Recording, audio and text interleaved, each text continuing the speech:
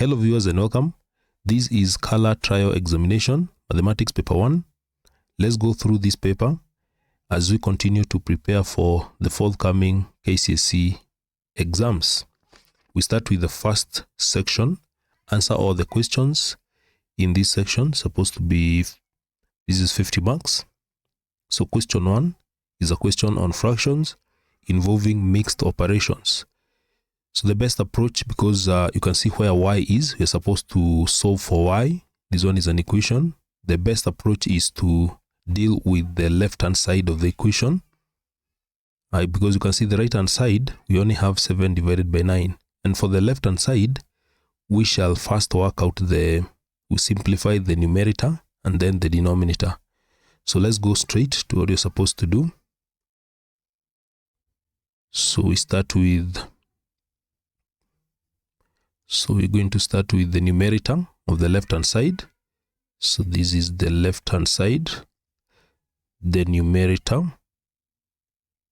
work out the numerator. So for the numerator, we have a half plus 1 over 6 of the brackets 13 divided by 18, subtract 5 over 9, then everything divided by y. So we're going to use this rule, the BODMAS rule, because we have mixture of operations here. So we start with the brackets. You can see where the brackets are. So work out whatever is in the brackets. That is 13 divided by, so 13 divided by 18, subtract 5 over 9. So when you work out that, use a calculator to work out that. This one will give a 6. So we get a 6. Now we write the whole of these value, the numerator, and now we substitute whatever is in the bracket. So now we have 1 over 2 plus 1 over 6, then of whatever is in the bracket is what we solved, and we got 1 over 6. So we have 1 over 6, then everything divided by y. Then from there, the next operation of, so this is what you're going to do. So you have of, so this is what you're going to work out. So you work out that. So what is a 6th over 6? That is multiplication over 6, and this one will give 1 divided by 36, like that. So now we substitute that. So now we have a half plus a 6th over 6 is the same as 1 divided by 36. We solved that, and then everything divided by y. You can see we are continuing to simplify everything here. So from there, now we go to the next operation, which is division. We have division now. So division is what we have here. So for division, we have that. That is what you're going to divide. So now we shall have 1 over 36. So 1 divided by 36 divided by y. So this one will give 1 divided by 36 times 1 over y. And this will give 1 divided by 36y. So now when you proceed, now we simplify everything. We have a half. We're moving from here, a half plus, so 1 divided by 36y. So we can continue to work out these. We can add this fraction by getting the least common multiple of 2 and 36, which is 36. So 36 divided by 2, this one will give, this is 36y, the LCM of 2 and 36y, that will give 36y. So 36y divided by 2, that will give 18y, plus we have 36 divided by 36, that will be 1, like that. So now we have been able to simplify everything. So for the numerator, now we have this, that is what we have. We can proceed now to the denominator, and the denominator is not very complicated. That one is very easy. So denominator, So for the denominator, we have 1 and 1 over 6, which will simplify that one as an improper fraction. That will be 7 divided by 6. Then subtract 5 divided by 12. So when you work out these, this is what you're going to get. This will give you 3/4. So this will give you 3/4 when you subtract that. So that is the denominator. Now from there, we are still on the left hand side. From there now we can take the numerator. We take the numerator divided by the denominator on the left hand side. So the numerator was 18y plus 1, and then divided by 36y. So we divide by the denominator, which is 3/4. We got that on to be 3/4, like that. So this one will simplify too.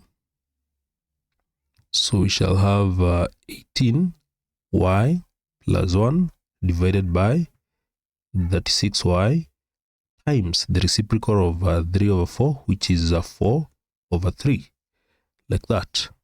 So when you multiply everything here, everything by the numerator by 4, this will give 72y plus 4, like that. Everything divided by, this one will be 36 times 3, that will give 108y. 108y. So that is now the left hand side. The whole of the left hand side is now simplified to 72 plus 4 divided by 108y divided by 108y mean. So now that one should be equated to 7 divided by 9. 7 divided by 9. So from there we can simply cross multiply.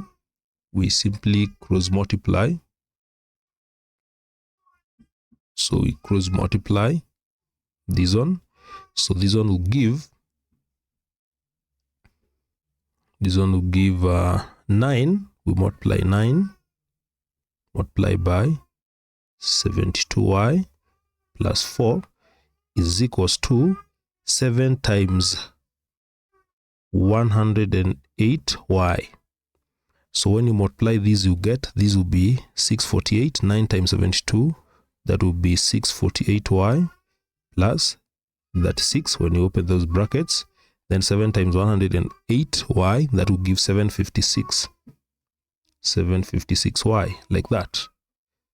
So like terms together, we're solving for y, and therefore we shall have 756y subtract 648y is equals to 36, like that.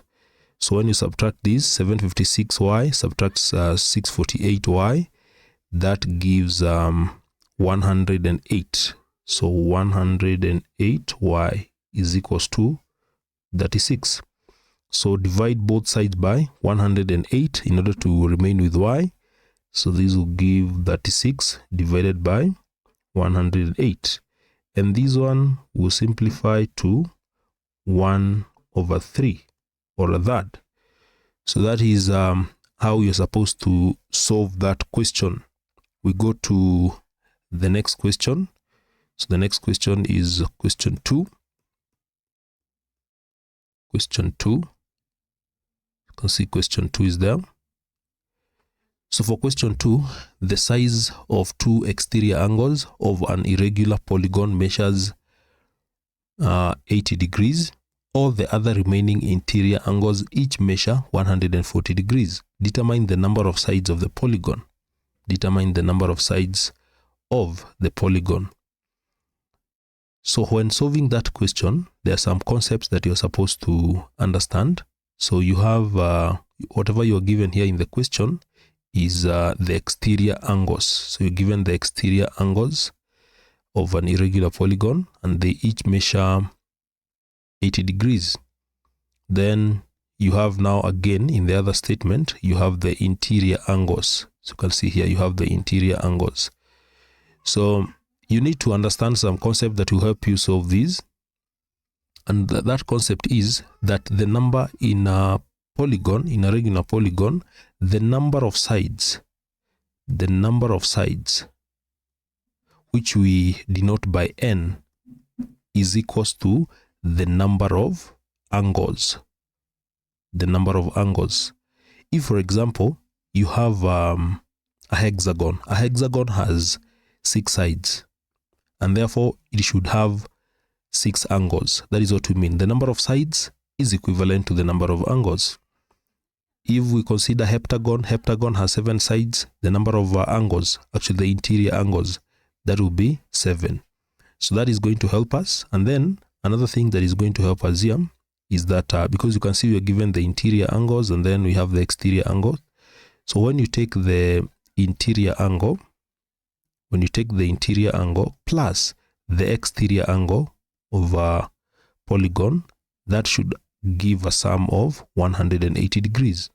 So like in this case, you can see you have the exterior angles, 2 exterior angles, each measure 80 degrees. So if I want to get the size of exterior angle, I will simply, the size of interior angle, the interior angle will be given by 180.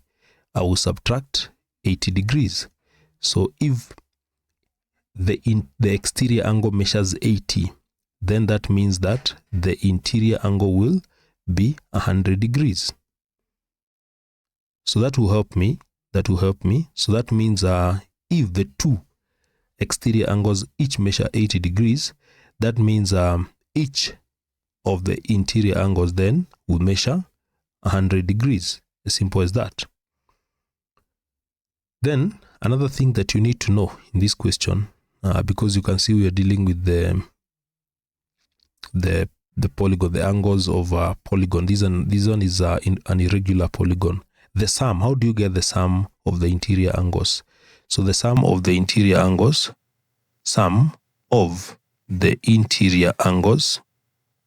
is given by 2n subtract 4 right angles, which you can simplify this one to 180n subtract 360. That is how we get the sum of the angles. So having this information, now we'll be able to work out. So let's go to the question now.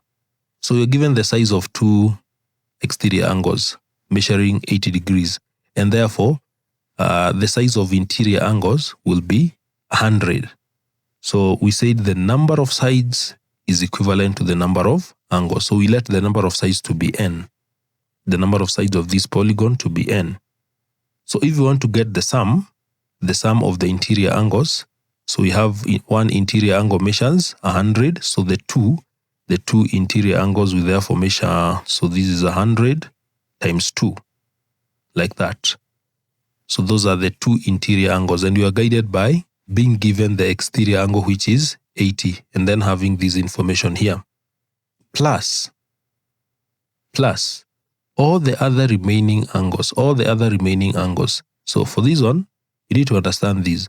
So if the number of angles is n, we said the number of angles is equivalent to the number of sides. So if we subtract 2 angles, so this will represent the other remaining angles. The other remaining angles will be n subtract 2, because we already have 2 angles. So, and the number of angles were n. We said the number of angles is equivalent to the number of sides. So that means the remaining angles, the other remaining angles are n subtract 2. And each one of them is 140. So if I add these, I should get the sum, and the sum is given here. You can use the simplified one here. This one should give 180 minus 360 degrees, like that. So now from here we can solve for n. So this will be 200 plus this will be 140n minus 280 is equals to 180n minus 360. So the like terms together, so I'll have 180. So 180n subtract 140n, putting the like terms together. This one should give 200. This one should give 200. 200 subtract 280 plus 360. So we're just taking the like terms together, and this one will give 180. This one will give 140 n, not 140 but 40. This will be 40. It will be 40. So it will give 40n is equals to, when you work out these 200 subtract 280 plus 360, that will give 280. 280 like that. And therefore, n here, you divide both sides by 40, n will give 7. And that means that this polygon has 7 sides. So now we have determined the number of sides, and you solve that question. We go to the next question. The next question is question 3. So for question 3, if 2x subtract 1 divided by 3 is the reciprocal of 2 divided by 3x plus 2, determine the value of x. Determine the value of x. You need to understand one thing about reciprocals, that if we have a number, let's say a number a, and you're supposed to get its reciprocal will be 1 divided by a. When you multiply the number, that number by its reciprocal, you should get 1. That is what is going to help us. So now you have this number. It is the reciprocal of this number. So that means if I get this product, if I get 2x subtract 1 divided by 3, I multiply by 2 divided by 3x plus 2. This one should give me 1. Should give me 1. So you simply need to multiply this. So if you multiply this, you get, if you multiply this, you get a 4x, the numerator 2x, subtract 1, multiply by 2, that will give 4x, sub 2. Then this one will give 3 times 3x, this will be 9x, 3 times 2, this one will give a positive 6, like that, and this one should be equal to 1. So multiply each side. From here you can multiply each side. You can multiply this side, or that side, by 9x plus 6, and this side 9x plus 6. So when you do that, this is what you're going to have. You shall have 4x subtract 2 is equals to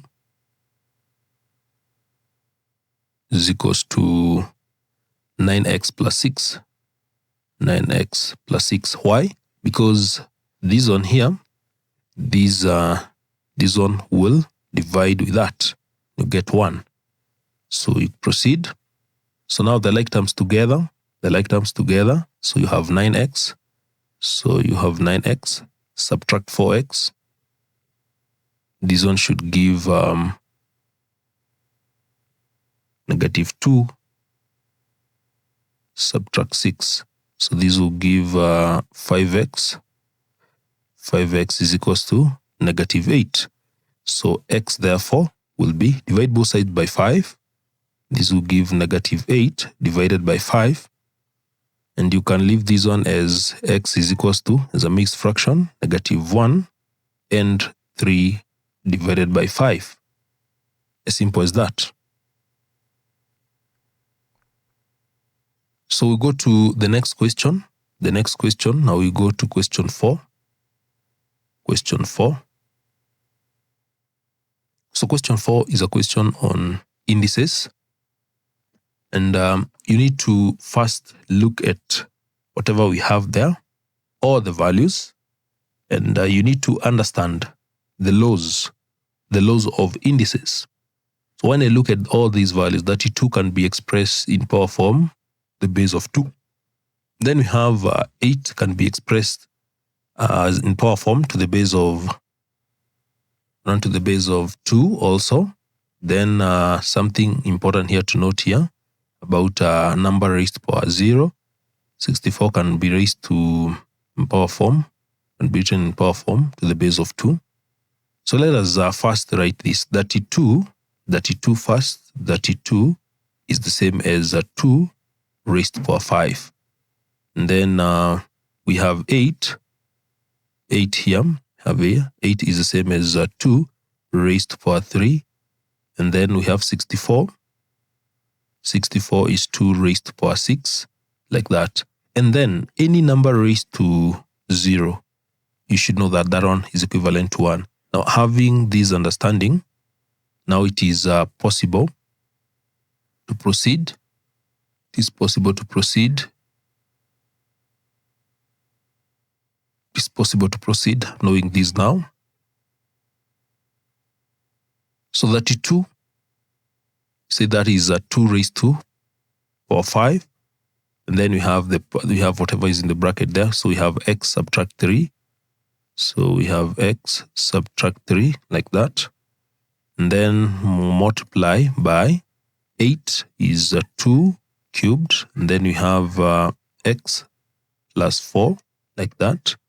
And then divided by, now because you can see that all the bases here, the bases are 2.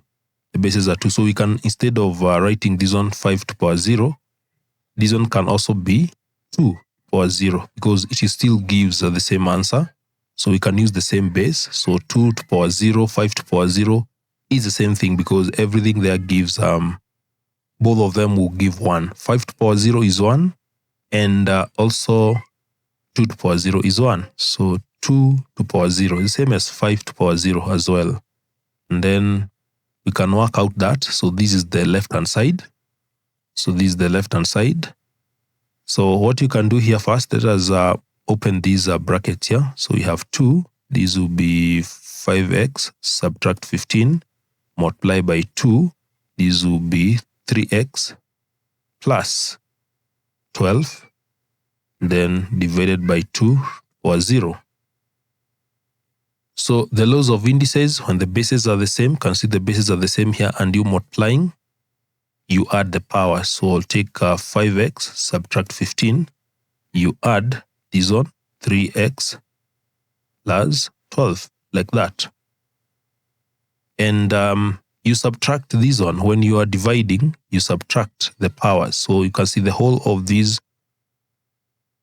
So this gives 2 to power, we have 5x. So 5x plus 3x, that will give 8x. And then you have negative 15 plus 12, that will give negative 3, like that. Then subtract 0, that will be okay, the way it is. And then the right-hand side, so for the right-hand side, we have 64. 64 is 2 to power 6. And then you divide by 2 power x. So when you're dividing these, you subtract the powers. So you shall have that. So 2 raised to power 6 minus x. So this will give 2, 6 subtract x. So now you can see the bases are the same. So what you do at this stage, you simply take the powers. With the powers that you have now, you have 8x subtract 3 is equals to 6 subtract x. So like terms together again, we have 8x plus x is equals to 6 plus 3. And this will give 9x is equals to 9. So x therefore x is equivalent to 1. So that is how you're supposed to solve that question. Question 5. Question 5 is on simply expanding and simplifying. So you have that expression. You need to expand and simplify. So when you look at this expression, there's something that you'd notice, and that is we have difference of 2 squares here. So you have this square. Be keen about this. So you have this a square, and then this one is a square, and then you're getting the difference. So remember these, recall these. So if you have a squared, subtract b squared, when you expand these, you normally get a plus b multiplied by a minus b, like that. So in this particular question, a is whatever is the bracket here, x cubed minus 2y, and then b is what we have here. You can see this one is reversed. So to make it uniform, 2y plus x cubed, we can write that one as x cubed. Do not change anything. X cubed plus 2y is still the same thing. So when you expand these, you get a plus b, a minus b. Now you have a is there. So this will give a, which is a is x cubed minus 2y plus b. b is x cubed plus 2y, and then we multiply by a minus b. a is x cubed minus 2y, and then b minus b. So here you need to be very careful. Minus b, you have to put the brackets because the negative will affect everything there. So minus b is x cubed plus 2y, like that. You have to put the brackets like that. Now, just to remind you that whatever we have here, I can put small brackets here to indicate. So this is a, then this is a b. You can see that product, and then we have whatever we have here. Just putting the small brackets show you. This is a, then this one is the whole of this here. Whatever we have here is b. So you can see we are following the way we expand difference of two squares. So now after knowing that, we can add everything here comfortably. We have x cubed plus x cubed. That will give 2x cubed, like that. 2x cubed. And then you'll notice that this one, negative 2y plus 2y, that one will give 0. So the whole of these will give 2x cubed, because negative 2y plus 2y, that one will give 0. So we multiply by, what about here? For this one, we need to open the bracket. So we have x cubed minus 2y, then subtract. We have x cubed. Then when you open this bracket, you have negative 2y, like that. So this will simplify to 2x cubed. Then you have x cubed, subtract x cubed, that will be 0. So you remain with negative 2y, subtract 2y, that will give negative 4y. So this one and this one will get subtracted. So we have negative 2y, subtract negative 2y, negative 4y. So when you multiply these, to give negative 8 x cubed y, and that is the simplified expression. We go to question 6. Question 6.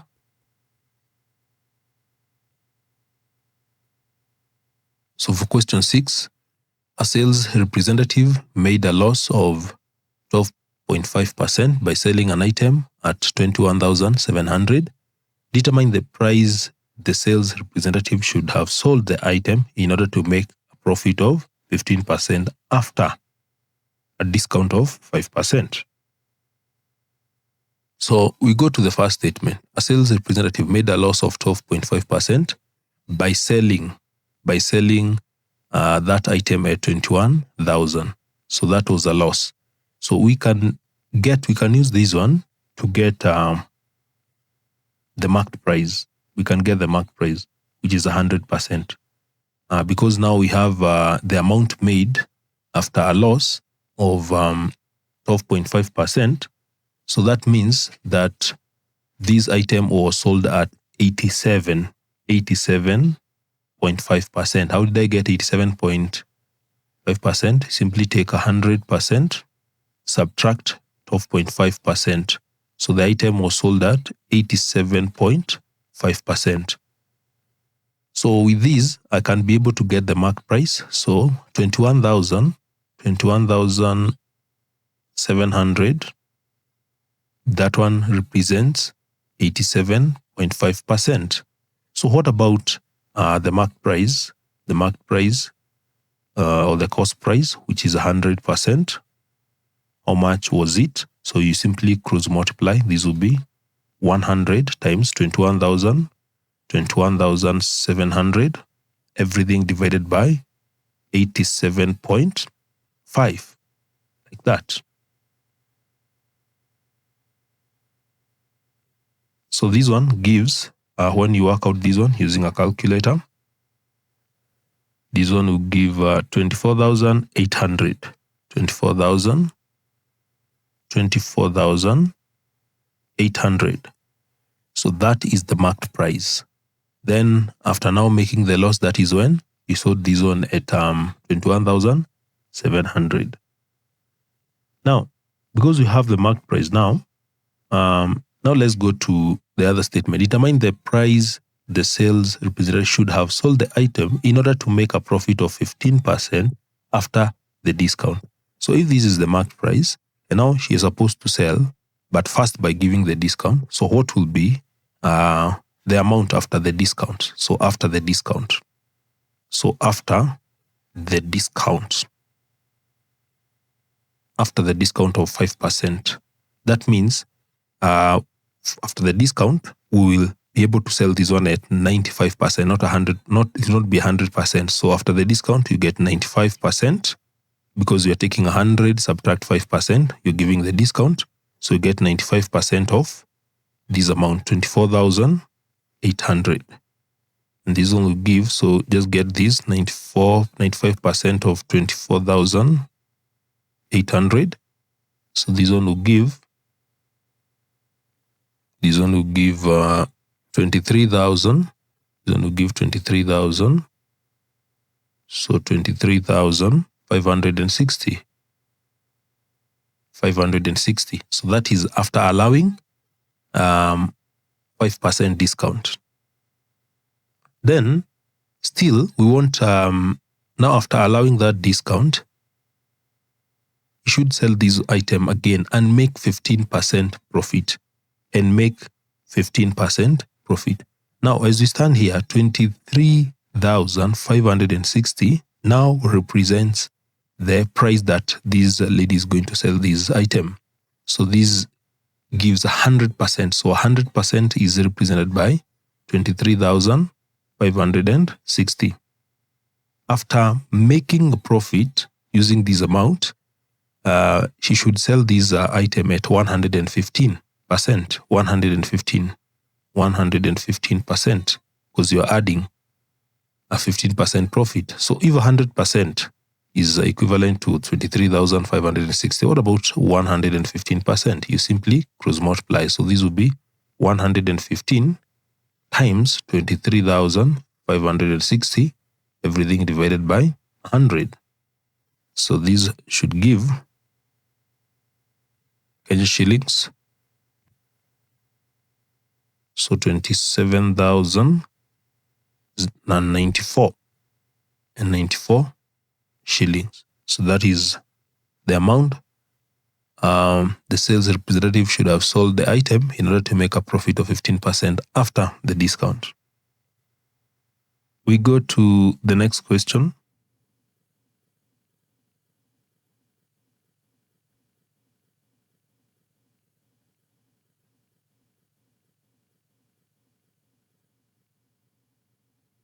Question 7. A circle is inscribed in a regular hexagon of side 4.5 centimeters. Calculate the area of the hexagon that lies outside the circle, correct to 2 decimal places. So I've brought the diagram there showing the hexagon and the inscribed circle. So the area that you're supposed to get is this. This is the area that you're supposed to get, the one that is here outside the circle. So that is the area that we need to get. So this is the area outside the circle. So that is the area. Need to get that. So that you're required to get. Now, if this is the center, of the circle, there's something that is going to help us to get the area that I have shaded there, and we'll get the area of the hexagon, and then we subtract the area of the circle. So the area that lies outside the circle will be given by, so area is equals to the area of the hexagon, then subtract the area of the circle, That is what you're going to do. That is what is going to help us. So now, how do we get the area of the hexagon? We only have the sides. The sides are given. This is 4.5. So that is here. So this is 4.5. So this is 4.5 centimeters. This one also. This is 4.5 centimeters. This one 4.5. All of them, all the sides 4.5, 4.5. This one 4.5. If you draw some lines here from the center here, if you draw a line there, and then you have another one here, that point, and then you have another one, all these vertices here, you'll find that you will form equal triangles. You'll form equal triangles, which are 6. They're 6 in number. So these triangles that we form here, they are 6. And to get the angle, one of the angles here, because that is what is going to help you again. If you want to get this angle here, you'll simply take 360 divided by 6, because there are 6 angles, such angles which are equal. So this one will give 60 degrees. This one will give 60 degrees. All these will give 60 degrees. All of them. And this one, 60 degrees. So with that, and knowing that all these triangles, they are all isosceles. Once we get the area of one triangle, we simply multiply that by 6, because there are 6 such triangles that make up this hexagon. So we proceed by getting the area. How do you get the area of one such triangle? We only have the angle between, so we need to get the sides. So we shall draw another line. There's another line that you're going to draw here. So from the center, like that point, and this one will be 90 degrees. So these will be 90 degrees. That will be 90 degrees. This one will be 90 degrees. And these will be 2.25. And also this one will be 2.25, because these perpendicular bisect are dropped from this point. It bisects that into 2. So 4.5 divided by 2. So if I can extract these, and then this angle here, this angle will be 30 degrees. This one, 30 degrees. So you can see, if I use trig ratios, I'll be able to get this length here. This is the hypotenuse. This is the hypotenuse. The length would be very easy. And then the radius will be represented by this. So you can see this height that is here. So that will be the radius. So this will be the radius. And then this will be the length that I require. If I get these, of course, I'll get all the others will be the same actually. So using which trig ratio is better? So I can use sine of 30. I can use a sine of 30. So sine of 30 degrees is equals to opposite. The opposite side is 2.25. 2.25 divided by the hypotenuse. So the hypotenuse now will be this length that is here. This length. So that we can name that one as x.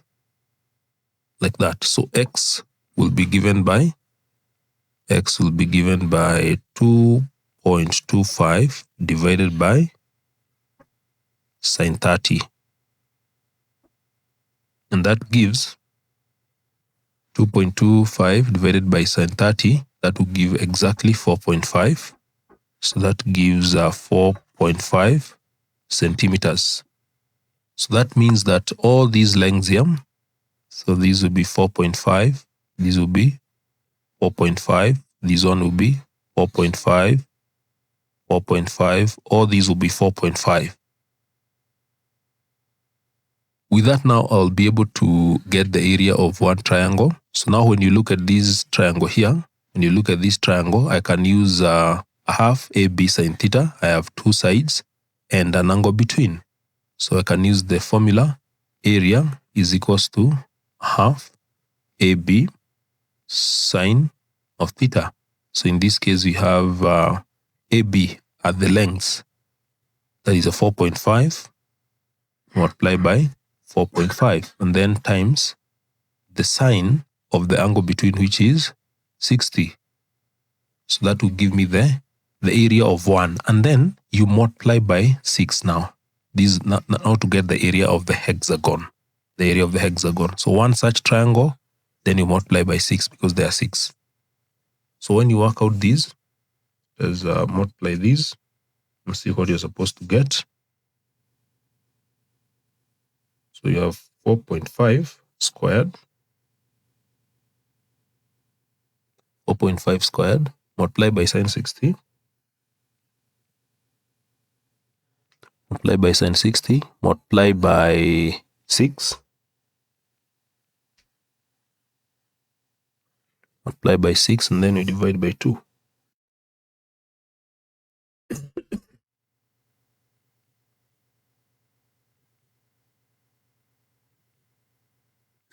So this one gives 52.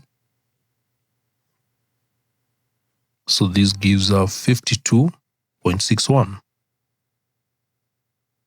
This is centimeters squared. That is the area of the hexagon. Now we need to get the area of the circle. And for us to get the area of the circle, we need to get the radius. The radius, as I indicated, this is the center. This will give the radius. So use the same trig ratios to get the radius. Use the trig ratios. And in this case, I will use cosine of 30 is given by adjacent. This will be the adjacent, then divided by the hypotenuse. So to get the radius, I'll simply use cosine. So cosine of 30 degrees is equals to the adjacent will be the radius now. That will be the radius divided by the hypotenuse. The hypotenuse is 4.5, like that. So radius will therefore be given by,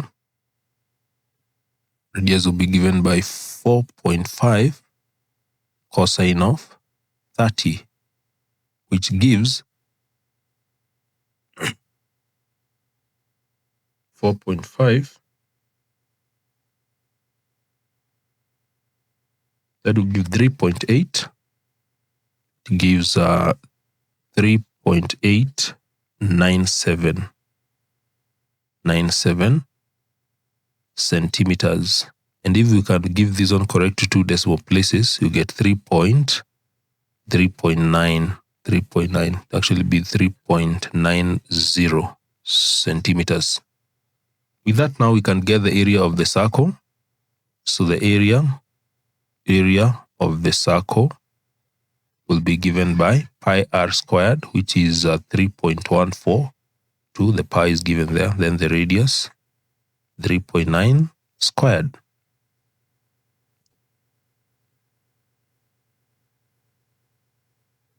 So 3.142 times 3.9 squared. So this gives 47 point. You'll get 47.79 centimeters squared. Now having that, now we can get the area outside the circle, the area of the hexagon that lies outside the circle, the one that I shaded. So we get the area of the hexagon, the area of the hexagon. So the area of the hexagon of which we got, the area of the hexagon is here, is there, and then the area of the circle is there. So we take 52.79 52.61 subtract 47.79. So 52.61 subtract 47.79. That gives 4.82. That gives 4.82. You get 4.82 centimeters squared.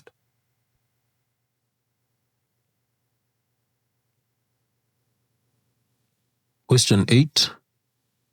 The figure below shows a diagram of rotational symmetry of order 4 about O. Complete the diagram. So you're supposed to complete this diagram. You're given it is of order rotational symmetry of order 4 about the origin. So how do you get started? You're going to be guided by the rotational symmetry order that you're given there. This one is of rotational symmetry order 4. So if it is of order 4 and you want to get, of course, you will have four such figures, the one that you can see here. And you need to know the angle that will be between each of these similar figures. And because it is of order rotational 4, to get the angle that will be between each of these figures, you will need to take 360 and then you divide by the order you're given. The order of rotational is 4. So this one gives 90 degrees. So this is what you're going to do now. The angle, you're going to measure this angle. You need a protractor to do this. So I have it here. So this is how you place it. So you place the first one, make sure that the central part of the protractor is at O. So you measure 90 degrees. So 90 degrees is there. So that is 90 degrees. So you can see the way I've measured. So placing on this line here. So this is 90 degrees. You can see that. So you can see 90 is there. So once you draw that line, again now you place on the other line that is using the same. So you have this line. So that is the other line. Place on the other line. Now this one. So you measure 90 degrees again. So 90 degrees will be there. That is how you have 90 degrees. So after you've done that, now you can take this measurement. Take this measurement. Need to take this measurement that is here from O to, you started with the first one was this. So the first one was this one. Take that measurement. And now you measure 90 degrees. So you mark an arc. So you're going to mark an arc there. So that will be similar to the one that we have there. Then go to the other line. The other line was here. So take that measurement. And then come and mark that point there. So after that, now join these points. So you have this point here and join it to that. So that is the first one. This one is not yet order 4. So you have to proceed now. Now from here, from this other side, here, you can still measure from this diagram. You can use say to use this one. This line that is here, the one that you have already drawn. So place it like that. So you can see the way I've placed the protractor so that it lies along that straight line. Or I start with this. We start with this one. We start with this. So I start with that one. So measure 90 degrees. So from here, from the center there, 90 degrees is there. 90 degrees is there. Then come to the other line. Now the other line is here. The line is there. So measure 90 degrees as well. Measure 90 degrees. So 90 degrees is there. And you can see the direction. I'm measuring 90 degrees from this line. So from this line. So you have 10, 20, all the way to 90. So I'm measuring, I've placed it on this line here. So I started with, or maybe we can first mark that. We can mark that there. So we take this measurement. You take this measurement first to avoid confusion. So measurement that I'm taking, may first get rid of these.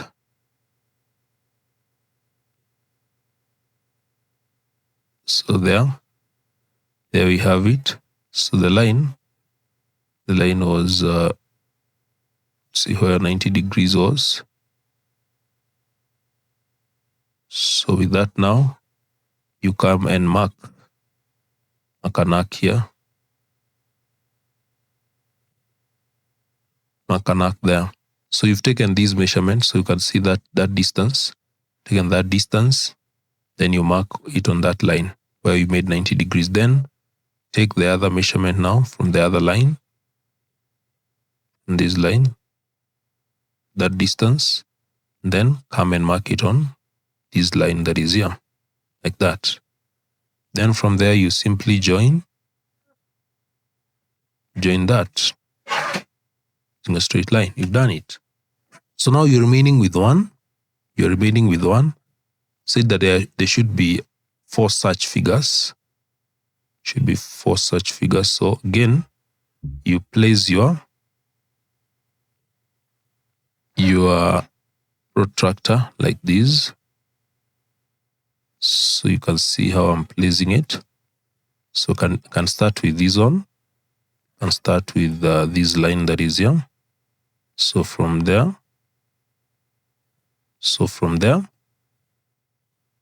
Now you can see where I've placed it along that straight line. So measuring 90 degrees from this 10, 20, 30, all the way to 90. So from here, you have 90 is there. That is why you have 90. So you can see 90. So from here, we've measured 90 this way, all the way to that point. Then take this distance. Take this distance here. Take the distance.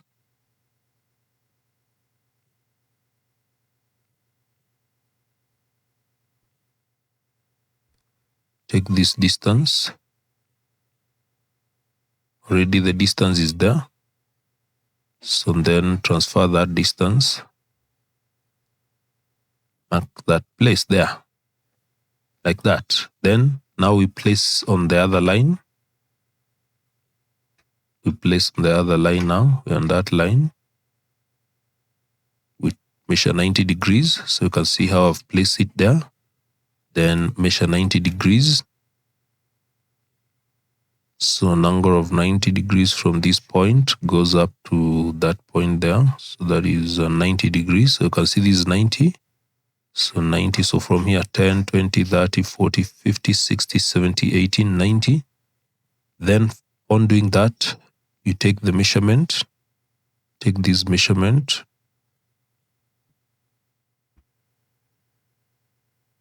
Take this measurement here. Take that measurement. Then you transfer the measurement there. Like that. From there, join these, that. And now you have everything done the right way. It should be done. Now you have this figure. You've made sure that this is of order 4. This one is of order 4. So you can wrap these sections that are here. You can wrap these parts. You don't require these parts. don't require those parts.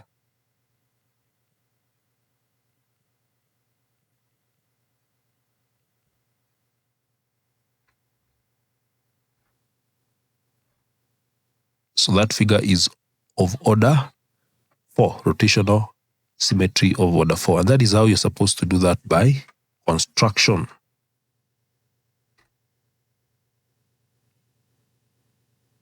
Question 9. The bearing of point A from B is 140. And the bearing of A from C is 226. Given that the length of AB is equals to 8.6 centimeters, then AC is equals to 9.7 centimeters. Calculate A, the length of BC, B, the bearing of B from C. So to work out that question, let us start by simply sketching. So you can see here the first point here is the bearing of A from B is 140. So assuming that I have point B here.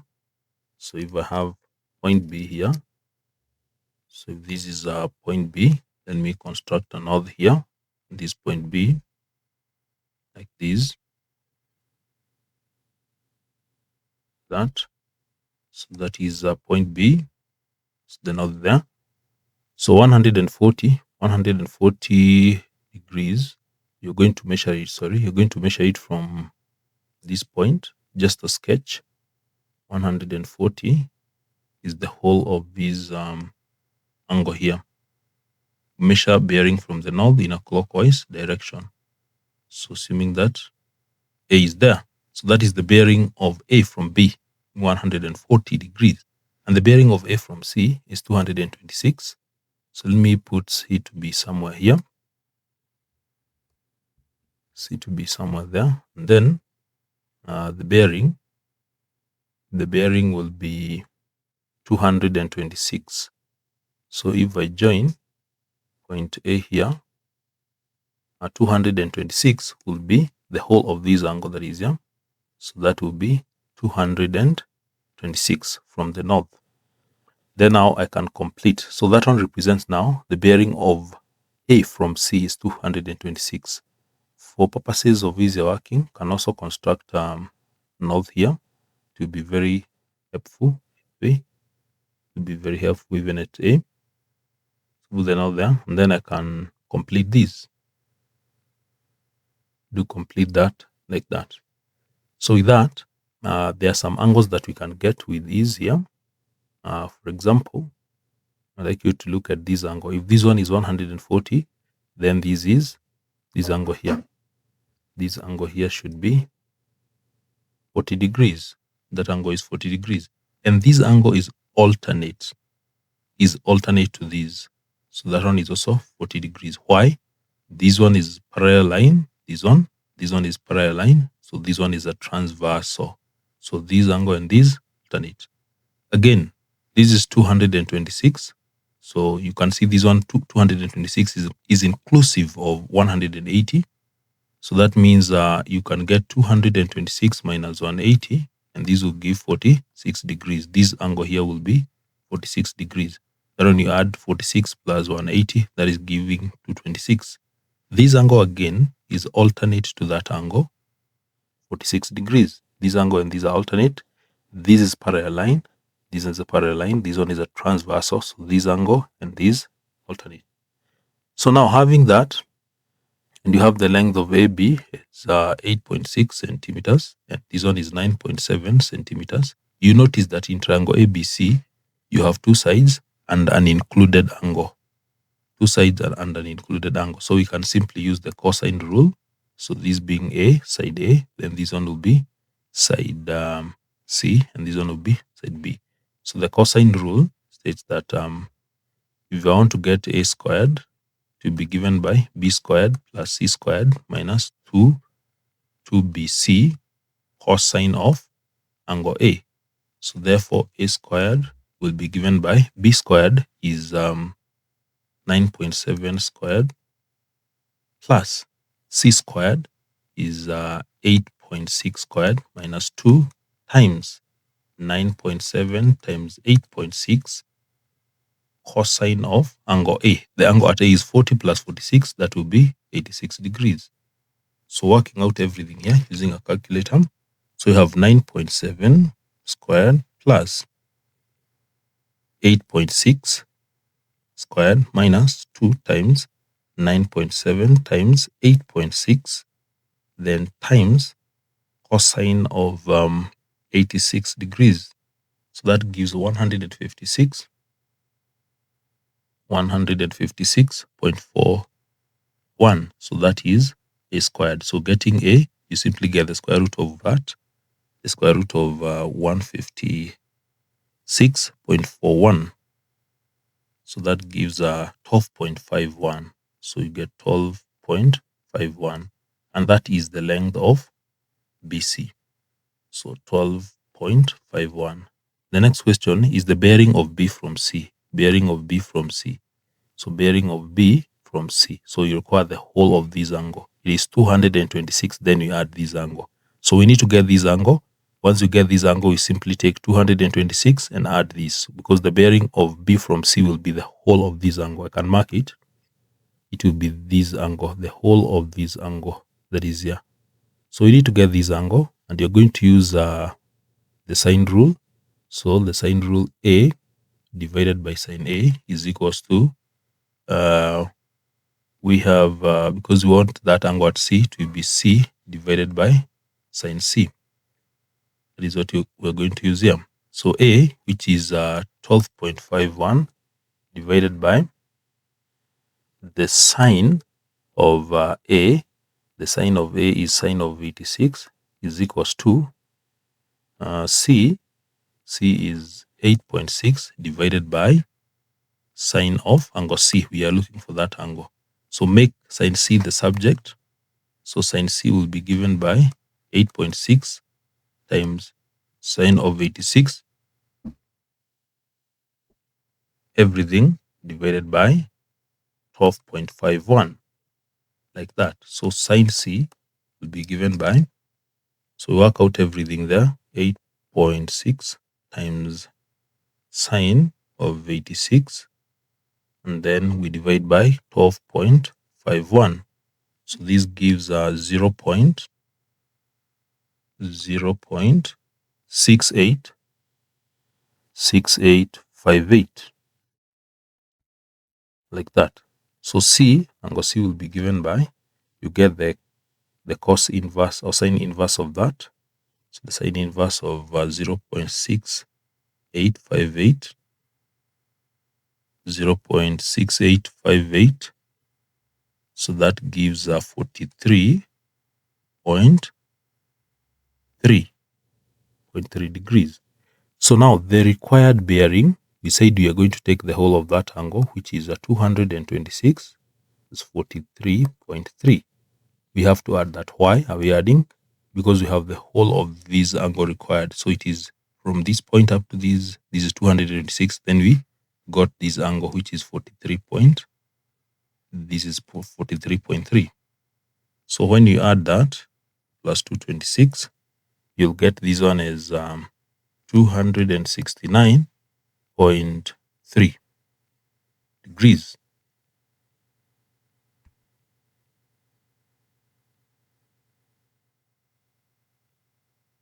Question 11. Points A, -1, 1, and B, -3, 2 are mapped onto A prime 5, 5, B prime, -1, 8 by an enlargement. Find the scale factor of enlargement and the center of enlargement. So there are two questions there. Finding the center, enlargement, and also the scale factor of enlargement. So how do you go about this? We will begin by getting the scale factor of enlargement. And this is how we get the scale factor of enlargement. We'll get the image distance divided by the object distance. Now in this case, the image distance will be given by this distance A prime, B prime, and then the object distance AB. So that means we have to get this length A prime, B prime. We must get that length, modulus of that. And for us to get the modulus of that, you know what you're supposed to do. So you're getting this. So we have that and that. So this is how you're supposed to get that. So we take the difference of the y coordinates. So I want to check what I'm doing. So difference in the y coordinates, 8 subtract 5. 8 subtract 5. You square that, then plus, get the difference in the x coordinate, -1, subtract 5. So -1 subtract 5. You get the square of that, and then you get the square root of everything. That is how you get the modulus. So 8 subtract 5, that is 3. 3 squared, that is 9. Then plus -1 subtract 5, that is -6. -6 squared is 36. So that gives the square root of 45. So we leave it like that in root form. Now let's get the magnitude of AB. So for AB, we shall do the same. The difference in the y coordinate, 2 subtract 1. So 2 subtract 1, and then you square that. And then you add, we have -3 subtract -1. So -3 subtract -1. You'd be very careful about that. And then you square that. Then get the square root. So this will give 2 subtract 1 squared, that is 1. And then you have -3 subtract -1. That will be -3 plus 1. And that will give -2. So -2 squared will give 4. So that will be 1 plus 4. And this will simplify to the root of 5. Now to get the required scale factor, we get the image distance divided by the object distance. So this will be the root of 45 subtract the root of 5. So how do we solve this? We can do rationalization by multiplying both the numerator and the denominator by root of 5, and this will give root of 45 times root of 5 will give root of 225. Then root of 5 times root of 5, that will give 5. Root of 225 will give 15. That will give 15. You get 15 for that. Then divided by 5. So the scale factor of enlargement is 3. So the scale factor is therefore 3. So that is how you're supposed to do that. Now let's go to the center. Now for the center, this is how you're supposed to get the center. This is a formula we use. Having the scale factor, I will use the center. I will let the center to be given by AB. So that is the center.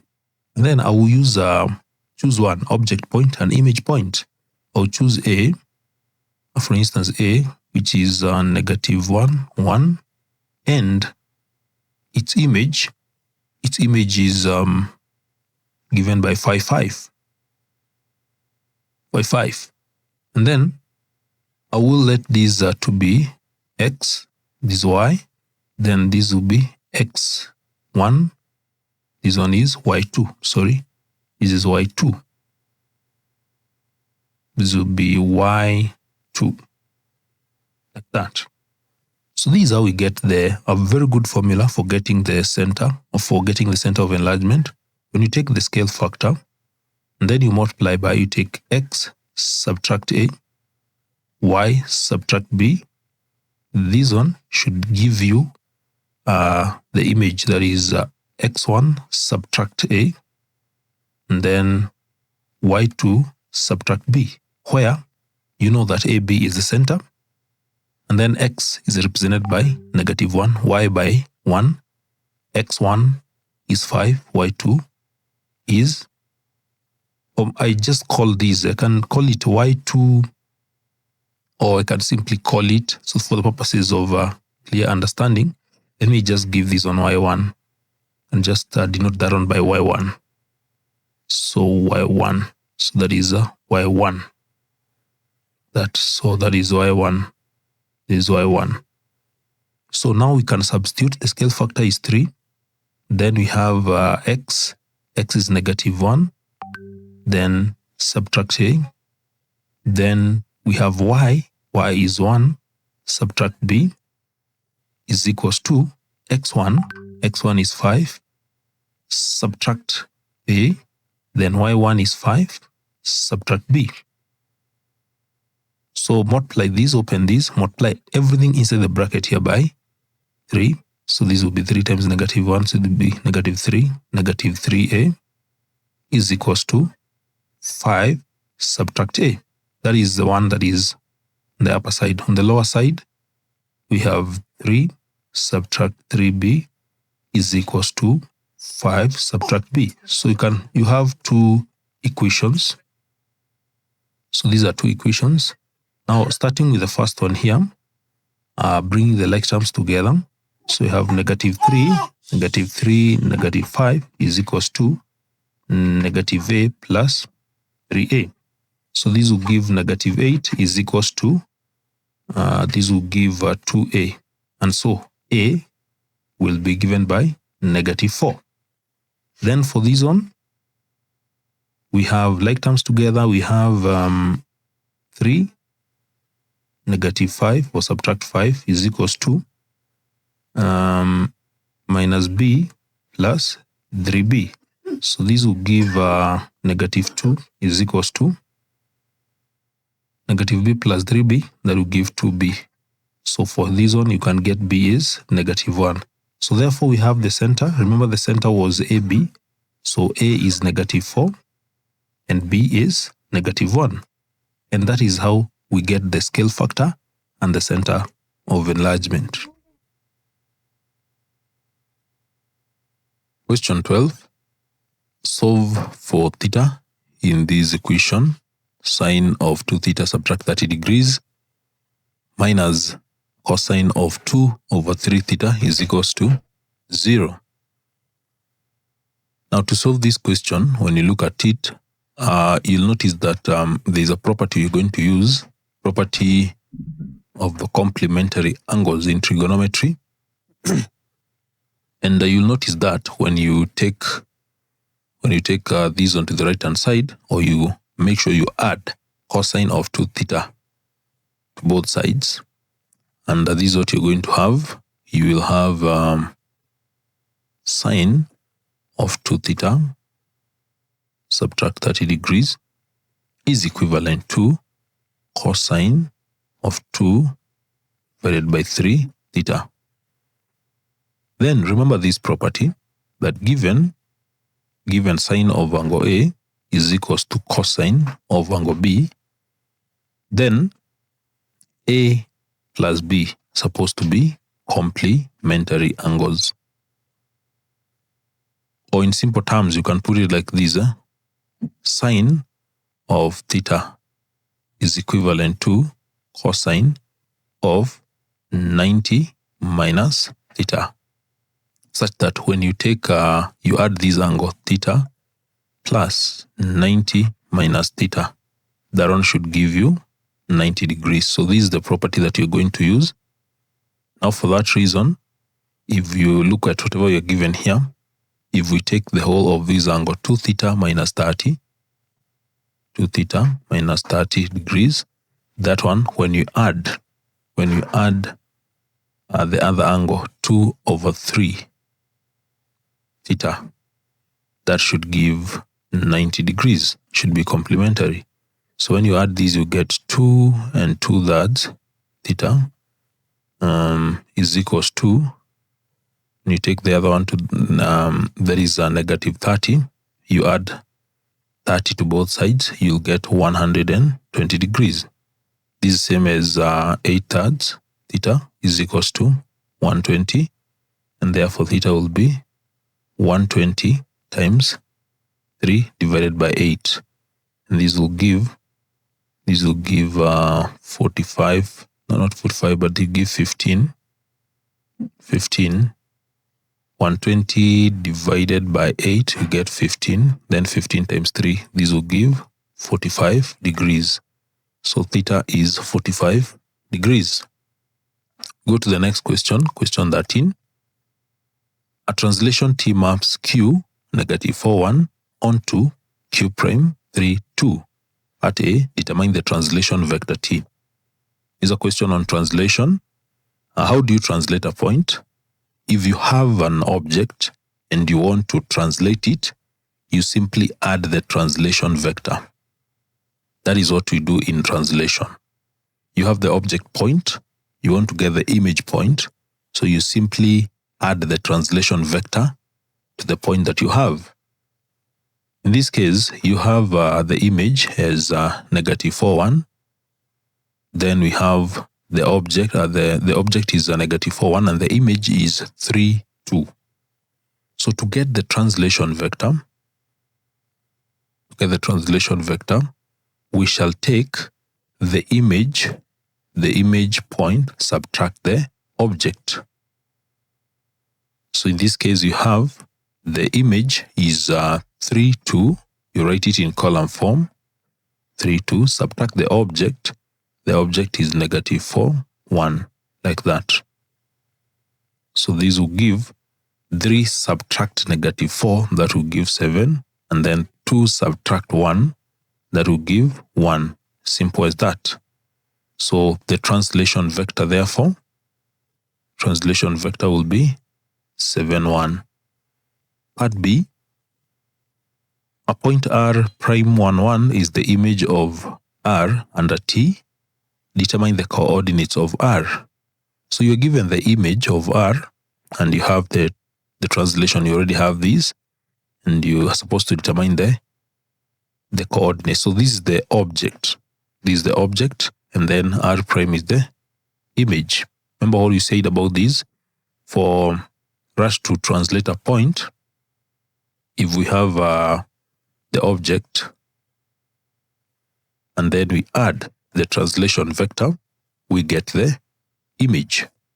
So in this case, we have the object which is R. Because we don't know that object, we can let R be AB. So we can write that one as in column form as AB, simply like that. Then we add the translation vector. The translation vector is 7, 1. Simple as that, 7, 1. And that should give us the image. The image that is R prime. This will give 1, 1. Simple as that. So this is R. So now to get AB, you simply subtract this vector 7, 1 from both sides. So you shall have 1, 1 like that, and then you subtract 7, 1. Simple as that. So this one will give AB to be 1 subtract 7 is -6, and then 1 subtract 1 is 0. So you get 6, 0. So therefore the coordinates, so this means that A is equals to -6 and B is equals to 0. So therefore the coordinates AB will be -6, 0. Those are the coordinates of R.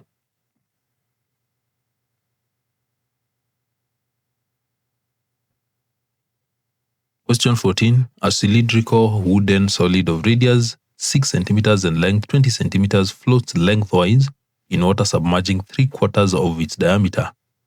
Calculate the volume of the solid not submerged.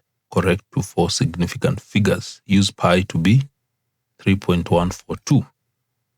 So we have a cylindrical wooden solid. It has got a radius of, the radius is given 6 centimeters, and then the length is 20 centimeters. It floats lengthwise in water, submerging 3/4. This is a very important information here. 3/4 of its diameter. So the diameter is, so given the radius is, you can see the radius is 6, so diameter is 12. So submerging 3/4 of the diameter that is going to be submerged will be 9 centimeters. So calculate the volume of the solid not submerged. Correct for significant figures. So if I can sketch this diagram, if I can sketch it, the part that is submerged, is this. So we have the diameter. If this is the diameter, this one, so 9 centimeters is submerged, and then we have 3 centimeters that is left there. because this is 9 plus 3, that is 12.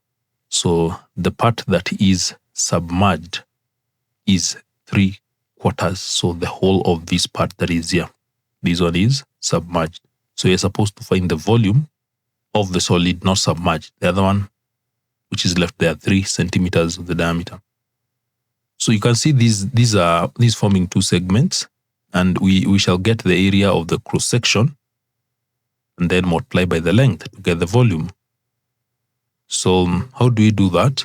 This one is a segment. I need to get the area of this segment. So assuming that this is the center, if this is the center of the circle, we let it to be around this point here, around this point. So if we let it to be there, sorry, let me draw a better one. So if this is the center, we will have something like this, just using this point at the center. This is the center of the circle. It doesn't look like so, but this is just a sketch. So that one being the center, I can manage to get the radius. Of course, the radius is 3. So this radius here is 3. This one is 3 because the radius is 6. The radius is 6. Sorry, not 3. 6. It is given there in the question. 6, 6. And then we have this other part here. Remember, this is, look at this length that is here. This one again will be 3. See this from this point here. This is 3. So this is 3. And also this one is 3. And this one will be 3. They are all equal. So from this point to this point, this is 3 because the diameter, this one, remember this is diameter. I took this one as the diameter. This length there, this is the diameter. And it is 9 plus 3.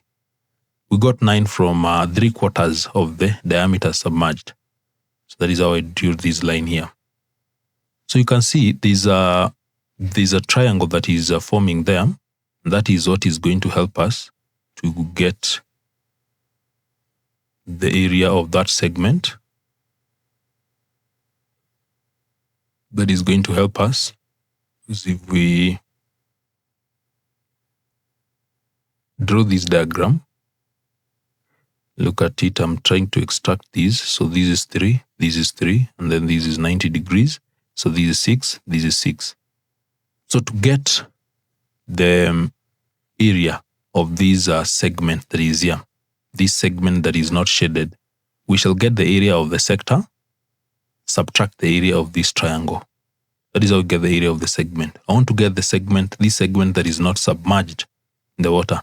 And for the area of the sector, I need this angle that is here.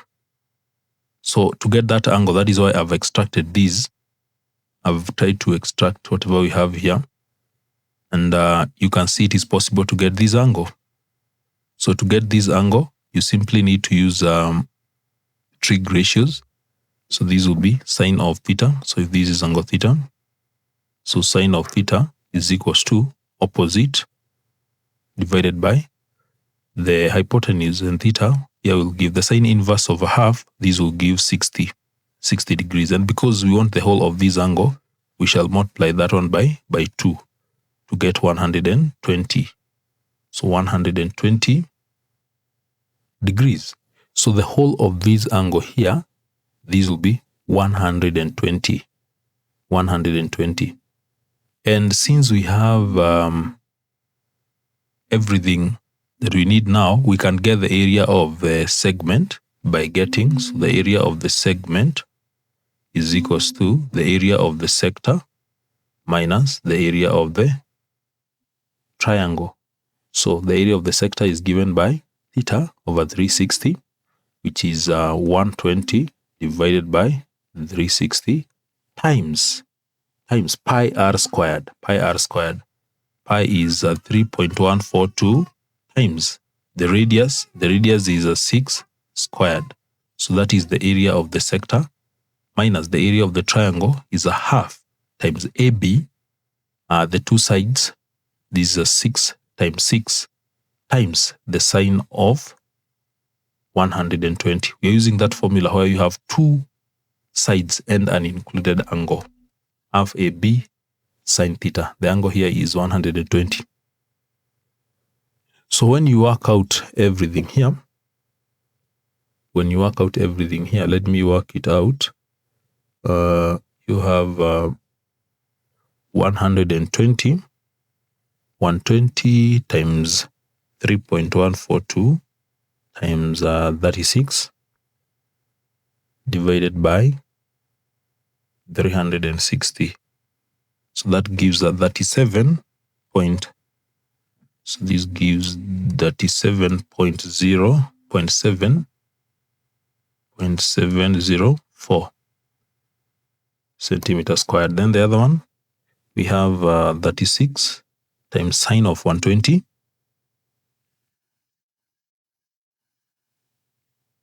divided by 2. Everything divided by 2. So this one gives 15.59 centimeters squared. So when you subtract these, 37.704 subtract 15.59, this gives 22.12 centimeters squared. So that is the area of this segment that is here. This segment. Remember, if I was to complete this, it looks like this. So what we have obtained, this was the area. This is the area that is 22.12 centimeters squared. And that is the part that is not submerged in the water, because the other segment below, the one that is shaded, is all submerged. Now, to get the volume, it is very easy.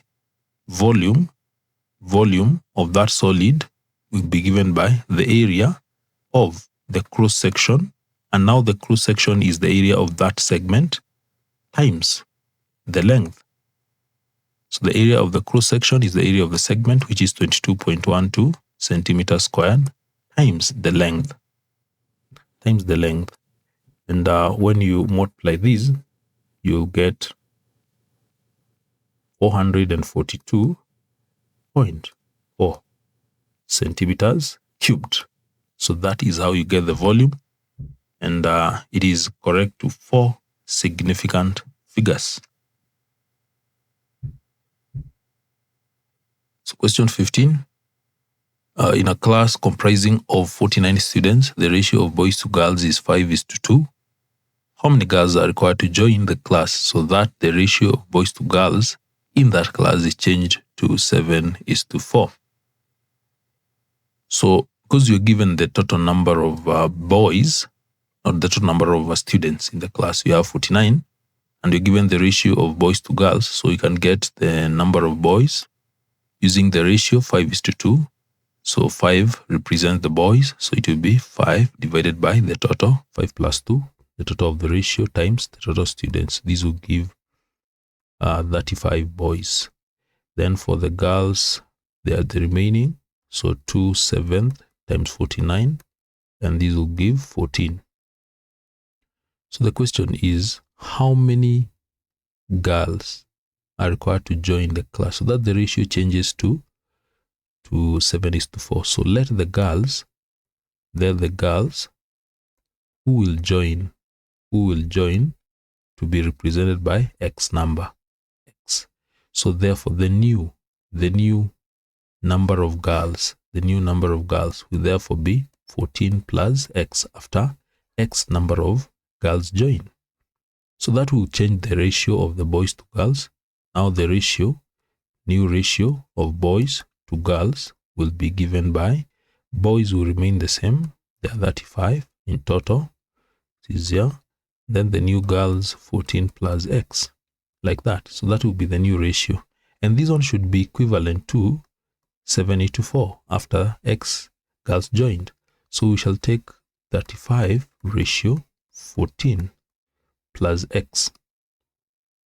14 plus X. This one should be equal to 7:4. So this one can be written as 35 divided by that is 35 ratio 14 plus x, can be written as 35 divided by 14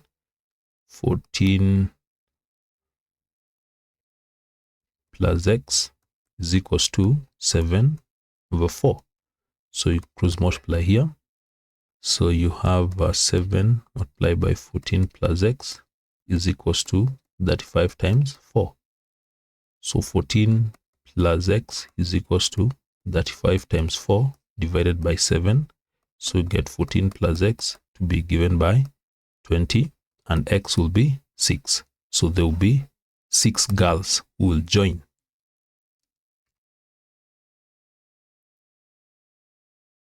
Question 6. In this question, you're supposed to use a ruler and a pair of compasses only. Construct triangle ABC, where AB is equals to 6.4 centimeters. Angle BAC should be 30 degrees, BC 5.5 centimeters, and ACB is an acute angle. Drop a perpendicular from C to meet AB. To meet AB produced at N. Measure CN.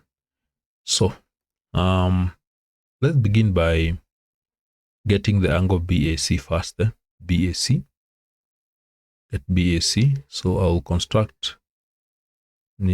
draw this straight line here. So that straight line, whereby I will have point A to be here. BAC is equals to 30 degrees. So the angle at A should be 30 degrees. So the angle at A. So that one is angle A. So that is angle A. It should be 30 degrees. So how do you construct 30 degrees? You construct 60 and then you bisect it. So this is how you construct 60, standing at A. So standing at A, you simply mark an arc there, bigger arc, and then standing on this arc, you cut that arc. You cut that arc. So that is 60 degrees. That is an angle of 60 degrees. So that being 60, you can join that point there. Sorry. You can join it like this. Yeah, that is the required angle. Let me do it properly. Still, it is not perfect.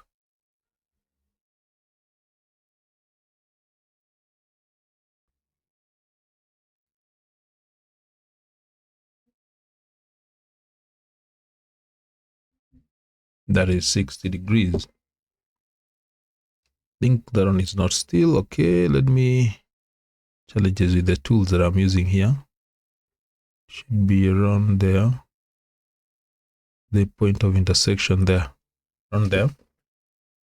Then you bisect that. That is 60. So I bisect it to get. Bisecting it, I stand at that point. And then mark an arc like that, and then stand at this point here, and then I cut that arc. So now that one is how you bisect that angle. So now you can join from this point, that point that is there. Join it properly.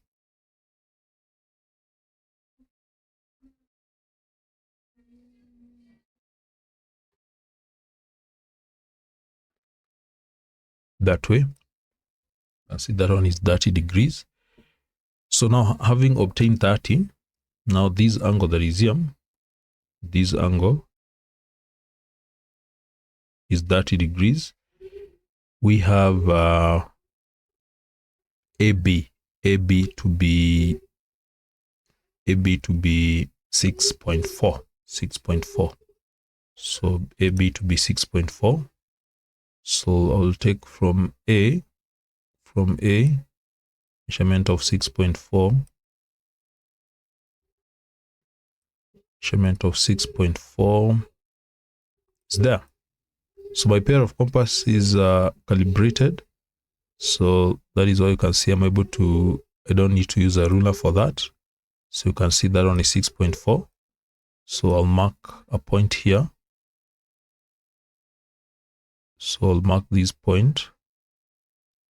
So that is point B.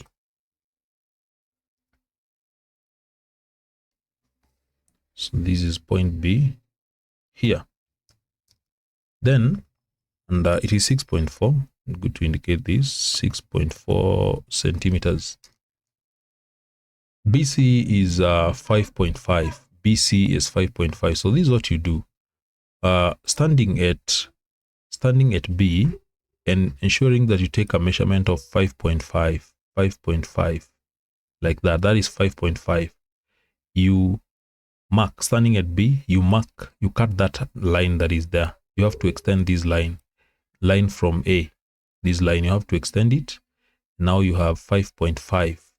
With 5.5 standing at B, you mark that. So that means when you join this point, when you join point B there to that point there, let me join it properly. So when you join B from B to that point of intersection there, that point there, this length will be 5.5. So this length that is here, this length that is here, that length will be 5.5. As you can see, it is 5.5. All right, so it is now complete. This is 5.5 centimeters. And what else do you need? You've done that. ACB is an acute angle, so point C is here. That is point C, supposed to be there. Draw perpendicular from C to meet AB, produced at N. So we must produce this line here. Let us produce this line. We make sure we extend this line. We extend it properly. So I want to extend that line AB. So extend it like that. So extend it, and then you drop perpendicular from C. So from C, because you're going to stand at C, this is how you drop perpendicular from C. So standing at C, make sure you open your pair of compass such that it is long enough to mark an arc on that line AB extended, like that. So with that length, you can now mark an arc. You can mark an arc there, and then you can mark another arc below there. So with that one done, you can proceed and stand on these arcs here that you've made. Stand on this arc. Stand on that arc, and then mark an arc there with the same radius. Stand on this arc here, and then